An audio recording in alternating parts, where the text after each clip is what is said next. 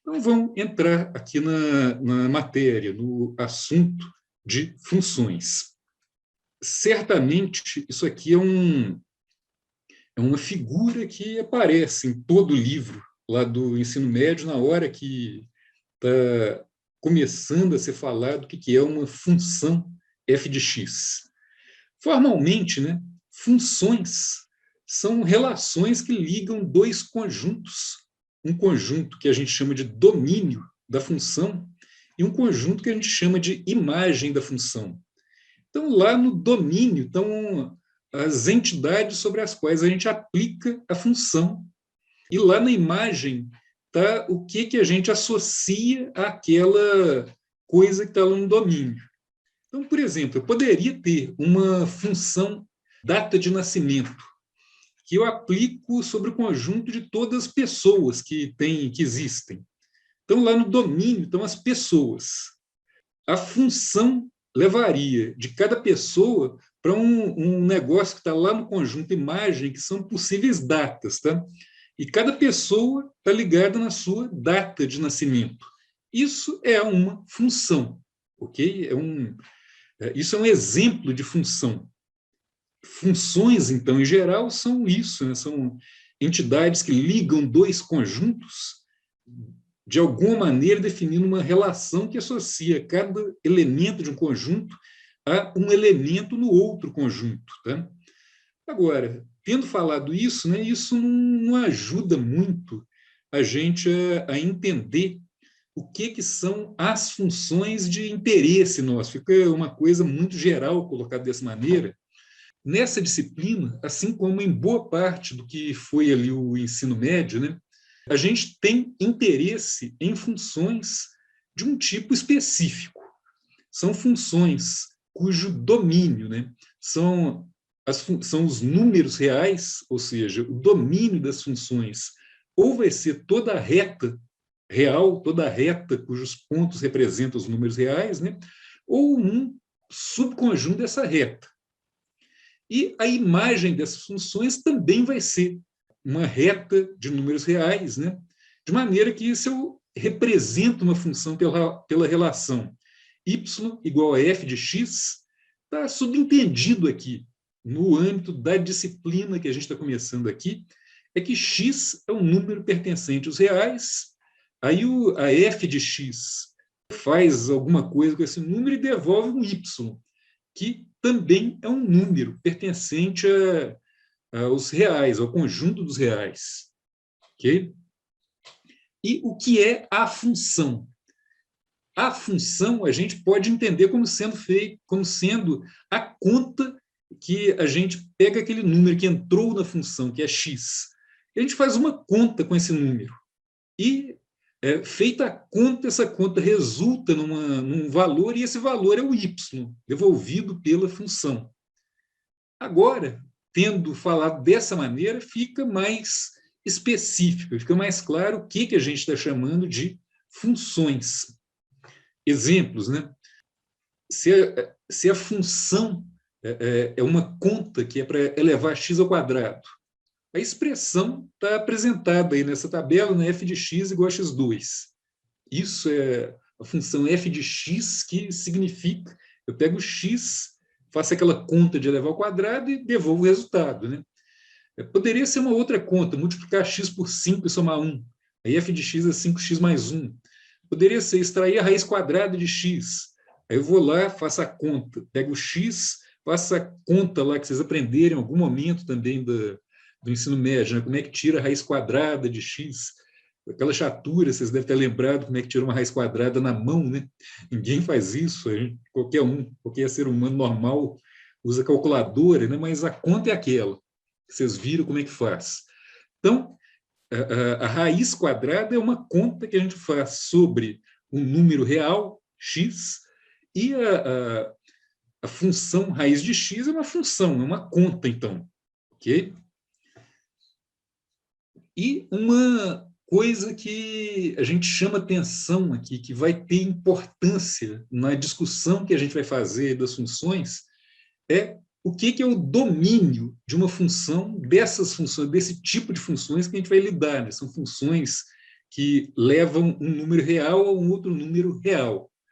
O domínio de uma função são todos os valores para os quais a conta que aquela função, que está implícita na definição daquela função, né, são todos os valores em que eu posso fazer aquela conta.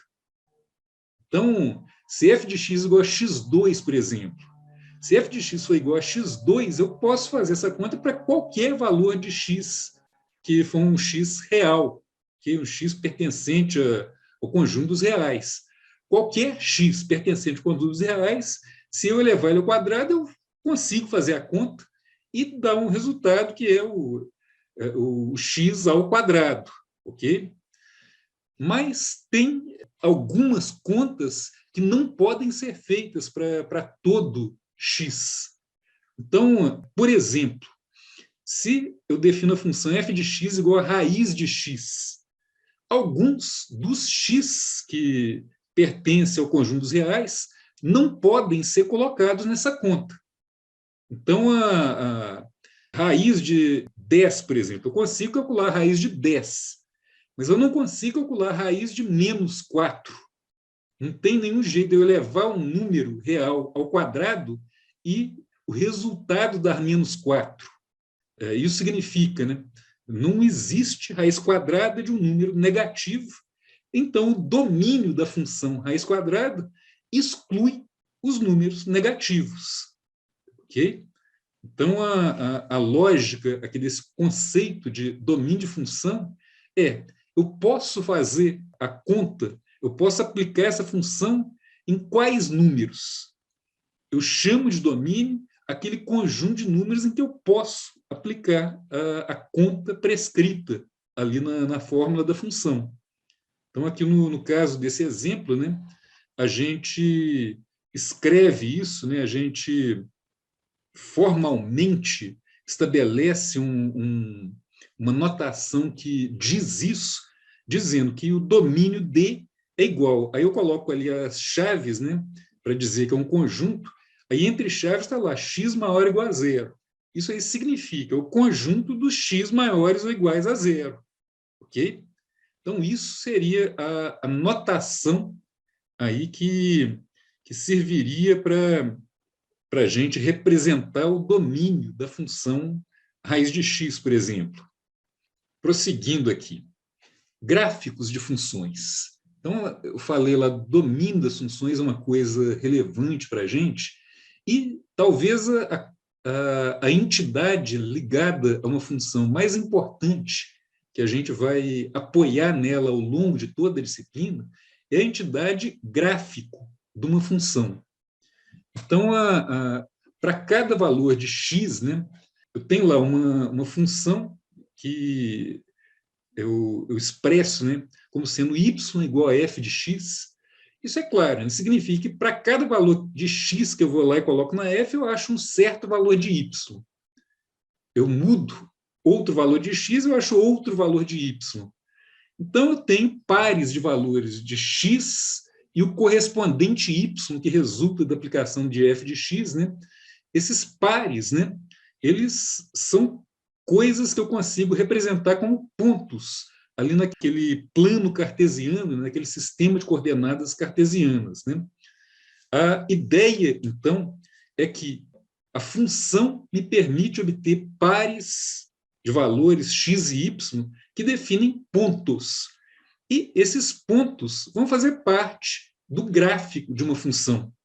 Então, quando eu olho aí para, por exemplo, para essa figura, que tem uma linha, uma curva, na verdade, azul, né, traçada aí sobre um plano cartesiano, um plano x versus y, né, eu acho que isso aí foi assunto assim extensamente discutido lá no ensino médio, né? Esse gráfico, então, representa a função. E aqui é importante a gente chamar atenção, tá? Que a gente ter o gráfico praticamente substitui a gente ter a função em si. Eu consigo, se eu tiver a expressão da função, eu consigo jogar um x na expressão, fazer uma conta e achar o valor de y correspondente àquele x.